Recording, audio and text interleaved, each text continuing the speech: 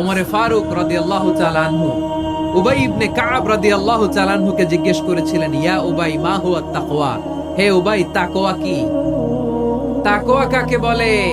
উবাই ইবনে কাব তিনি প্রশ্নের উত্তর না দিয়ে উনিও আবার প্রশ্ন ছুড়লেন। তিনি বললেন, ইয়া আমিরাল মুমিনিন, আমা সালাকতা তারিকান যা শাউক, আপনি কি কাঁটাযুক্ত রাস্তা দিয়ে মরুভূমিতে কখনো হেঁটেছেন?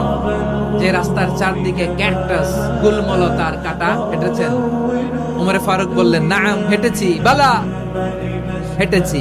কাইফা আমিলতা, কিভাবে হেঁটেছেন? ওমরে ফারুক বললেন, শাম্মারতু ওয়াজতাহাতু, আমি আমার জামা, জুব্বা আর চাদর আঁটোসাঁটো করে গায়ের সাথে এমন ভাবে মিলিয়ে রেখেছি, এমন সাবধানে হেঁটেছি যাতে করে মরুভূমির ক্যাকটাসের গুলমলতার কাঁটা আমার গায়ে বিঁধে না যায়।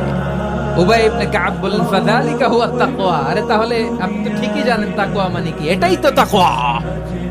ওই রাস্তা দিয়ে যেভাবে হেঁটেছেন, পুরো দুনিয়ার জিন্দেগিটা এইভাবে সাবধানে চলার নামই হচ্ছে তাকওয়া। চিল্লায় বলো ঠিক কিনা?